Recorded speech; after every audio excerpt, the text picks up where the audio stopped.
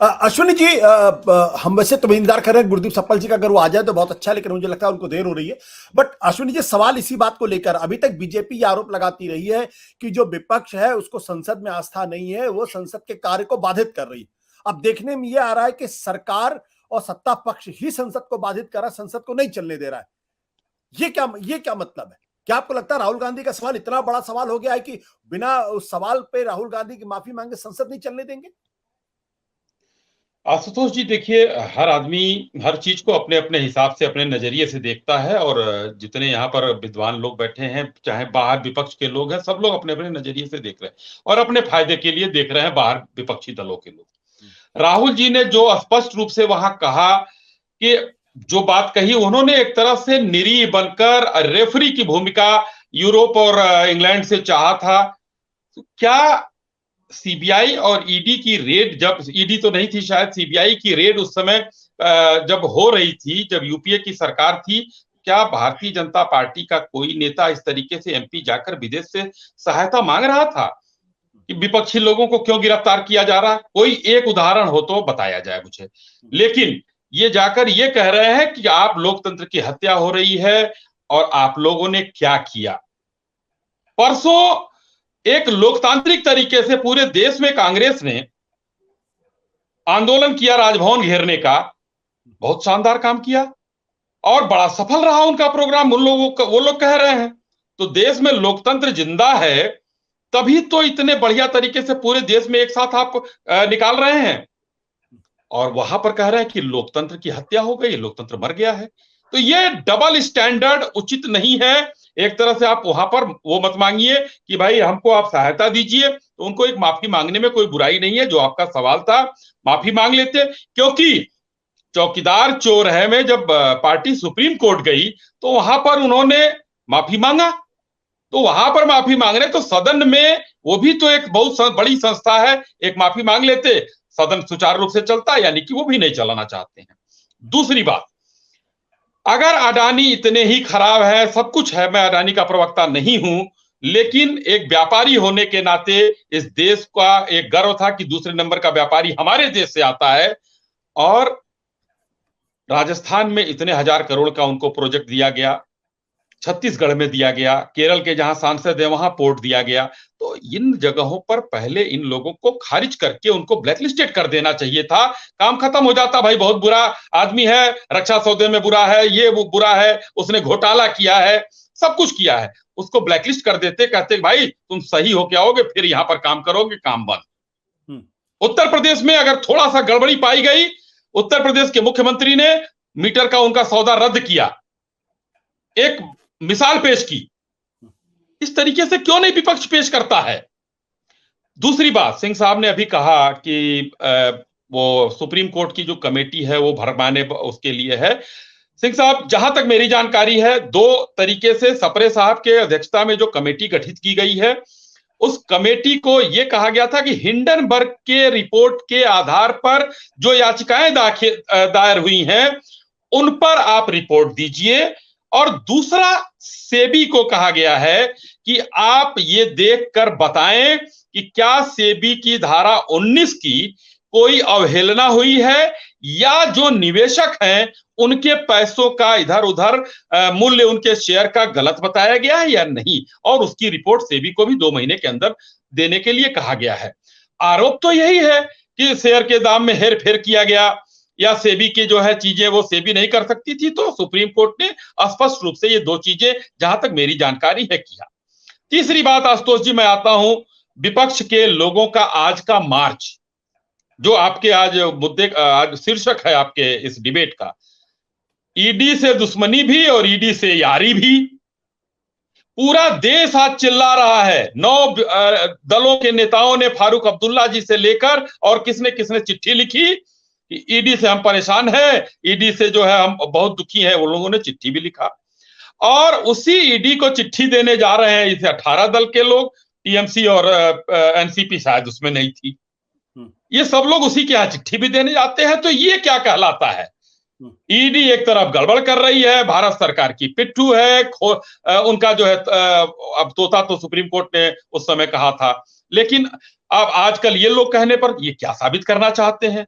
उन्हीं से आराना भी है और उन्हीं के पास फरियाद लेकर जा रहे हैं। और रही तीसरी बात, जो आज अभी मल्लिकार्जुन जी ने कहा कि 200 सांसदों को रोकने के लिए 2000 की पुलिस, देखिए वो हमारे सारे सम्मानित लोग थे और उन सम्मानित लोगों को हम एक आम भीड़ की तरह नहीं ट्रीट कर सकते थे, किसी के ऊपर हम हाथ नहीं उठा सकते थे, कि सबको सम्मानजनक तरीके से रोकना था, बैरिकेटिंग करनी थी कि ये लोग कहीं इधर से उधर ना जाएं। रोकना कानून व्यवस्था पुलिस का काम है, पुलिस ने अपना किया। तो 2000 ऐसा तो है नहीं कि उनको घेर कर जलियांवाला बाग कर दिया गया, या राजस्थान में जैसे हनुमानगढ़ में लाठी बरसाई गई वैसे पीटा गया, ऐसा भी नहीं तो होना था। सम्मानजनक तरीके से उनको विजय चौक से आगे जाने से रोक दिया गया। जी बिल्कुल। बट अश्विनी जी, एक सवाल यहाँ पे ये है कि उन लोगों ने ये भी कहा कि ठीक है, आप 200 लोगों को नहीं जाने दे रहे हैं, तो 5 लोग, हम लोगों में से 5 लोग चले जाएंगे, उनसे वो कंप्लेन दे दे। वो भी नहीं जाने दिया गया, क्यों? ऐसा क्यों?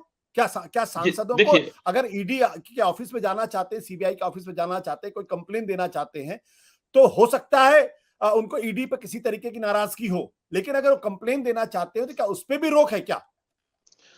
जी, जहां तक मेरी जानकारी है, इस राजनीतिक तरीके से जो ये प्रदर्शन होते हैं और वहां कंप्लेंट कहीं दिया जाता है, तो उसके लिए एक प्रोटोकॉल अफसर होता है जो मजिस्ट्रेटियल पावर में होता है। अगर इस प्रदर्शन के खिलाफ नहीं जाने दिया जाता है तो वहां पर वो अफसर आता है और वहां पर सभी लोगों को जो पत्रक देना होता है वो पत्रक लेता है और इनका प्रतिनिधि बनकर वो वहां पहुंच जाता है। तो इन लोगों ने अगर ये काम नहीं किया हो, क्योंकि ये संविधान के निर्माता हैं, ये लोग तो कानून बनाते हैं, ये सारे 200 लोग जो है ये तो देश के कानून और नीतियां निर्धारित करते हैं, तो इनको तो पता होना चाहिए ये बात। तो वो हो सकता है वो इन लोगों ने कायदा ना अपनाया हो। जी ठीक है। गुरदीप जी, जब अभी अश्विनी जी आपके आने के पहले कह रहे थे कि भाई ईडी से ही आपको शिकायत है, ईडी पर ही आप हमले करते हैं, कि ईडी विपक्ष के लोगों को टारगेट करती है, और उसी ईडी के पास आप जा रहे हैं अपनी फरियाद लेके हुए कि भाई अडानी के खिलाफ आप जांच करिए। ये डबल स्टैंडर्ड क्यों कर रहे हैं आप लोग, गुरदीप सप्पल साहब? आपको अनम्यूट करना पड़ेगा, अपने आप को अनम्यूट करना जी पड़ेगा। हाँ, जी। आशुतोष जी, अश्विनी जी को और उनकी पार्टी को तो डबल स्टैंडर्ड नजर आएगा ही, क्योंकि उनको लगता है कि ईडी केवल उनकी सेवा के लिए बनी है। ईडी को जिस काम के लिए बनाया गया था, जिस काम के लिए उसको पावर दिया गया था, वो काम क्या था? वो काम ये था कि मनी लॉन्ड्रिंग की जांच करे। आज कई सारी ऐसी रिपोर्ट्स आ गई हैं, चाहे हिंडनबर्ग रिपोर्ट रही हो, चाहे उसके बाद वॉल स्ट्रीट जर्नल की रिपोर्ट रही हो, चाहे फोर्ब्स की रिपोर्ट रही हो, या कल की रिपोर्ट आई हो।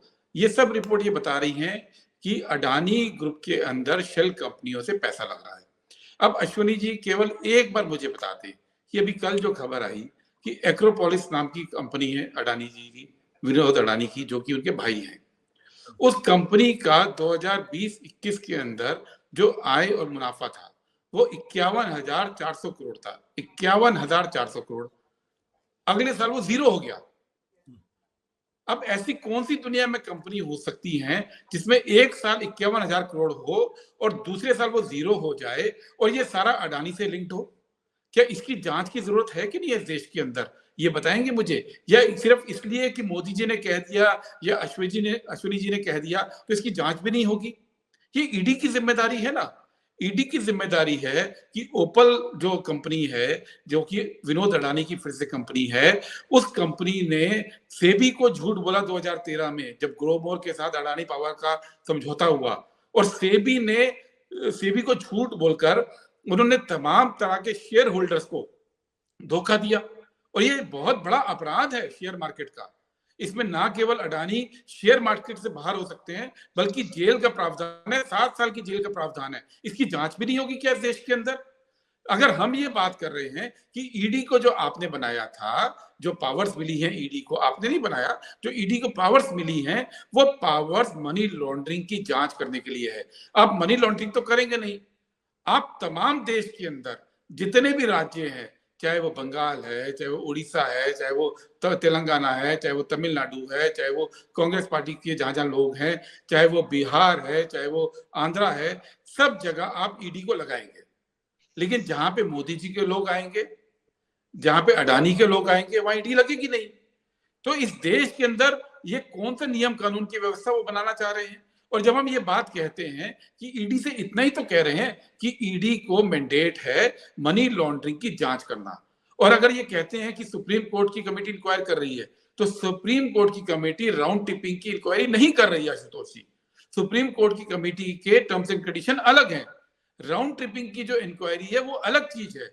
ईडी के पास पावर है, वो जितना इंटरेस्ट विपक्षी दलों के ऊपर केसेस करने में और उनकी जांच करने में लगा रहे हैं, जो जांच फर्जी है, जिसपे आज तक कहीं कोई अपराध साबित नहीं हुआ, कहीं कोई सजा साबित अभी तक नहीं हुई है, 9 साल हो गए, 9 साल उसमें नहीं हुई है, वो छोड़कर ये जो देश के साथ धोखा हो रहा है, जिसमें कि देश का पैसा शायद राउंड ट्रिपिंग के थ्रू वापस आ रहा है, वो जांच ईडी क्यों नहीं करेगी? विपक्षी दलों की यही तो मांग है।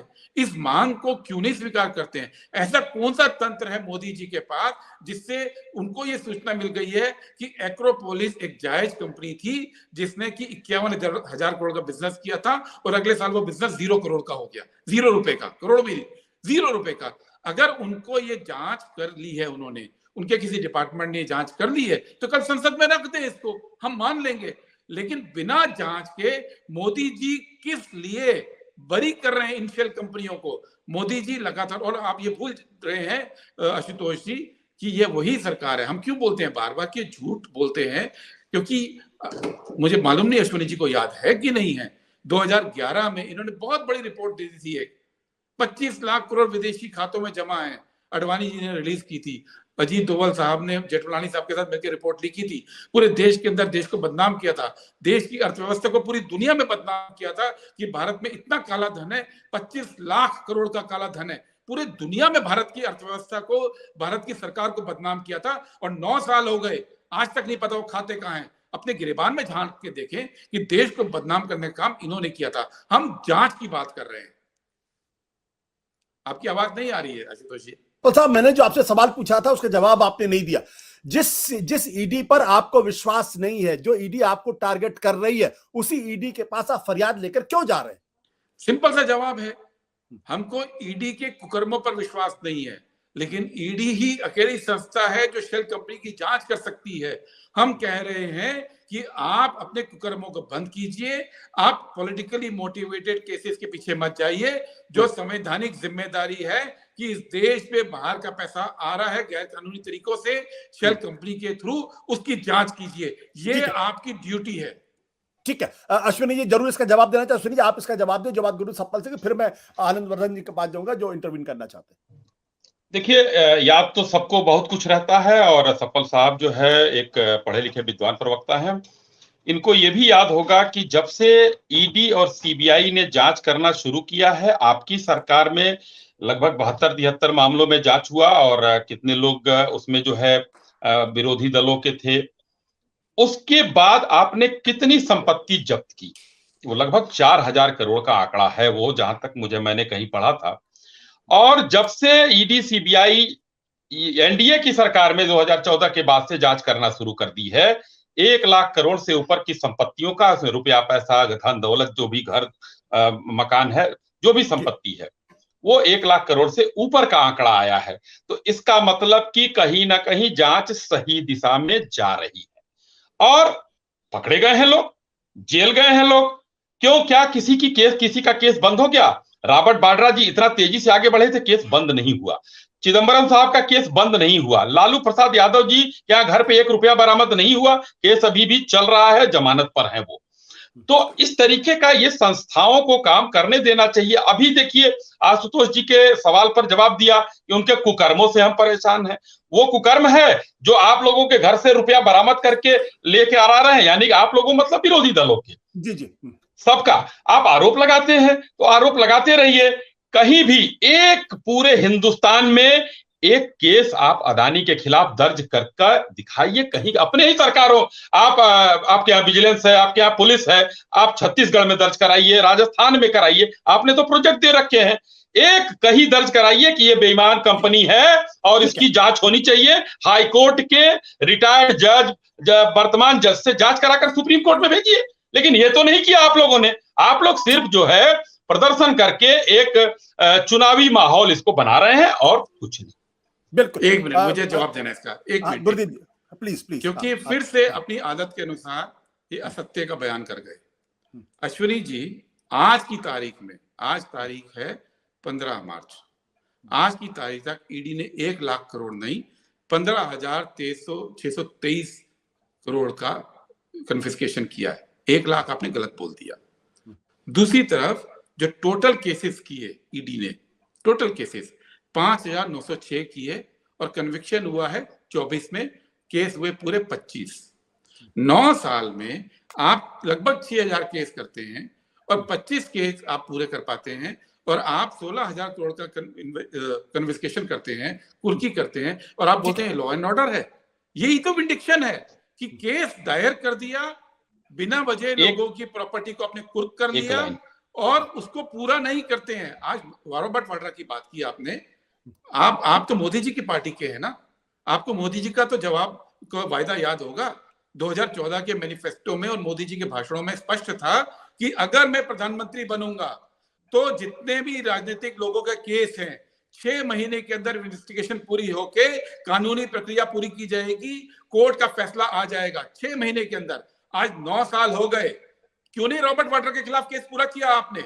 आज 9 साल हो गए हैं, क्यों नहीं किसी भी राजनीतिक दल के खिलाफ केस पूरा किया है आपने? आज 9 साल हो गए, आप केवल गैर कानूनी तरीके से कुर्क करेंगे संपत्ति और केस नहीं पूरा करेंगे और इसको लॉ एंड ऑर्डर बोलेंगे। और जो अडानी की कंपनियां विदेश से पैसा राउंड ट्रिपिंग कर रही है, जो अडानी की कंपनियों पे सबूत आया है उस पे एफआईआर भी रजिस्टर नहीं करेंगे, यही तो हमारी शिकायत है। ठीक है, श्री गुरदीप जी बहुत संक्षेप में एक लाइन बोलूंगा, एक लाइन। मुझे 2 चीजें बोलनी है। एफआईआर मैंने पहले भी कहा कि आप राजस्थान छत्तीसगढ़ में कहीं दर्ज कराएं, एक एफआईआर हो तो बता दीजिए। ये प्रोपगेंडा आप लोगों का है, वो आपने नहीं बताया। दूसरा, चलिए आप मानते हैं, मैं 1 लाख करोड़ में कह रहा हूं, मैं अभी भी अपनी बात पे कायम हूं, 1,04,000 करोड़ से ऊपर का है। लेकिन अरे सुन लीजिए, नहीं सुन लीजिए। चलिए आपकी बात मैं मान भी लेता हूं कि 15 या 16,000 करोड़ आप कह रहे हैं। नहीं आप चलिए, मैं आपकी बात एक अरे भाई सफल साहब आप सुन लीजिए। क्यों सफल साहब आप बड़े गंभीर प्रवक्ता हैं। देखिए सुनिए, सफल साहब आप बड़े गंभीर प्रवक्ता हैं, इतना उतावला नहीं, कभी नहीं देखा इतना उतावलापन। मेरा 1 लाइन का जवाब तो होने दीजिए, 1 लाइन का, उसके बाद आप बोल लीजिएगा। मैंने एक लाइन के लिए समय मांगा। सफल साहब इतने उतावले तो नहीं है, इसका मतलब कि कहीं ना कहीं कांग्रेस में बौखलाहट है। मैं कहता हूं कि नहीं, आप हमको, अच्छी बात है। मैं कह रहा हूं कि एक क्षण के लिए आपकी बात हम मान ही लेते हैं, 16,000 करोड़ आपने अपने मुंह से कहा, ठीक है, और 4,000 करोड़ जो है यूपीए की सरकार में था, तो है, यानी कि ज्यादा है कि नहीं है। दूसरी बात, 2,500 करोड़ उत्तर प्रदेश में हम लोगों ने जब्त किया है गुंडे बदमाशों का। अब जोड़ लीजिए पूरे देश में कितना है, कलकत्ता से लेकर और छत्तीसगढ़ तक छापे पड़े।